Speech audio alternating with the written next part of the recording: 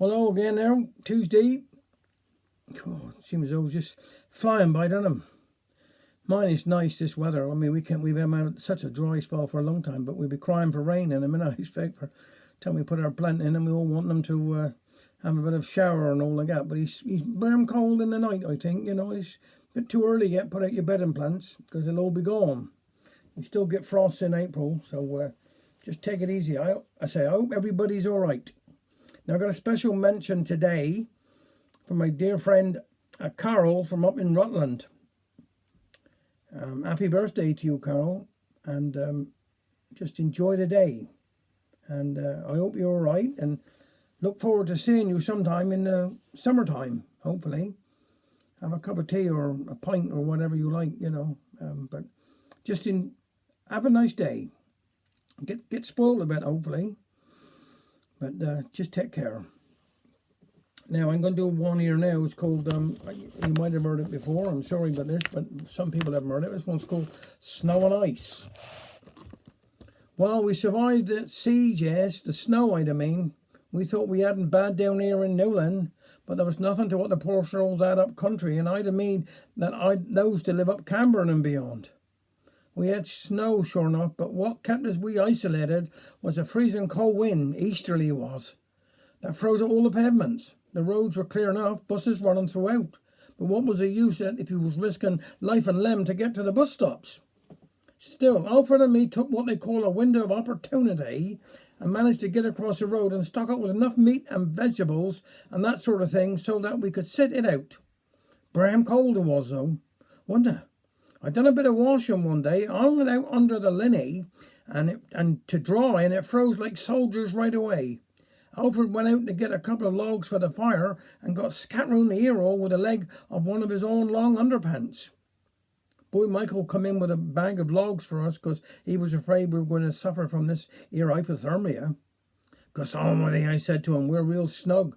Especially at night, we'd go bed with a doobit on us, 3 blankets and 2 hot water bottles. I made plenty of licky broth and stew as well. Mind, there was one day when there had been enough sun to melt some of the ice, so we took another opportunity to go for a bit of walk. Well, I was beginning to feel like a kipper, with Alfred sitting there by the fire all day long, smoking his dirty get pipe. I decided that we needed fresh air in our lungs, so we went overlong towards the prom. We thought it'd be a bit more shelter from the easterly wind if we went along the lanes. We were doing very well until we come to a get patch of ice, and we were debating whether to turn back or no. When I heard this little family coming along, I heard the mother say to the children, "We must always help these poor souls like they 2 old people ahead of us." So when they come up to us and asked if they could help us over the ice, I felt as old as Methuselah.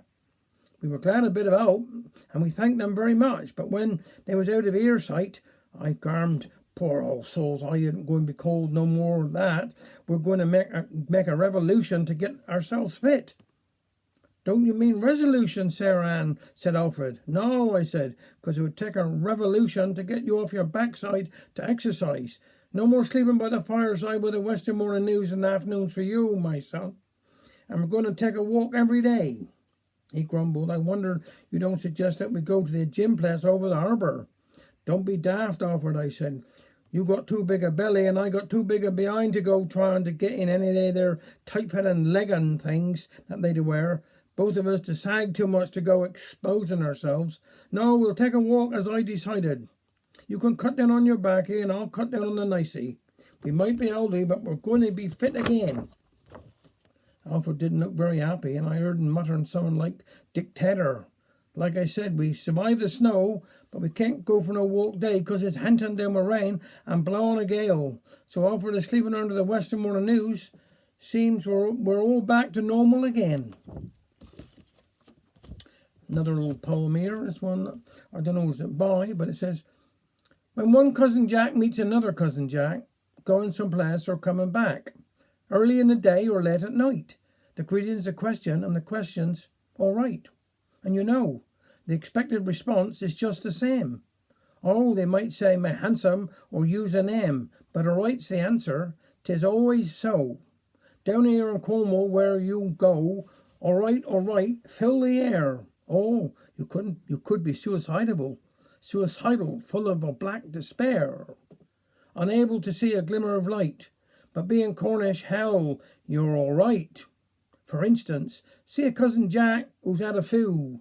Bless his heart, it's all he can do is to get back home and back home late, to be met by his missus with a look of hate. But he doesn't get flummoxed or filled with fright. No, before he falls down he mutters, all right. Why, listen, I once awoke intensive care, and scared I gazed at the others there, when a face I knew came into sight, and right away we were both all right, all right. I'm willing to bet this ain't no jest, when a cousin Jack is laid to rest, before he's lowered out of sight, if you tapped on his box you'd hear, all right. So, to me, it just goes to show where'er the plight this world is in, whatever might happen in the future, ours is bright, 'cause we're Cornish, my handsome, so we're all right, all right. Take care.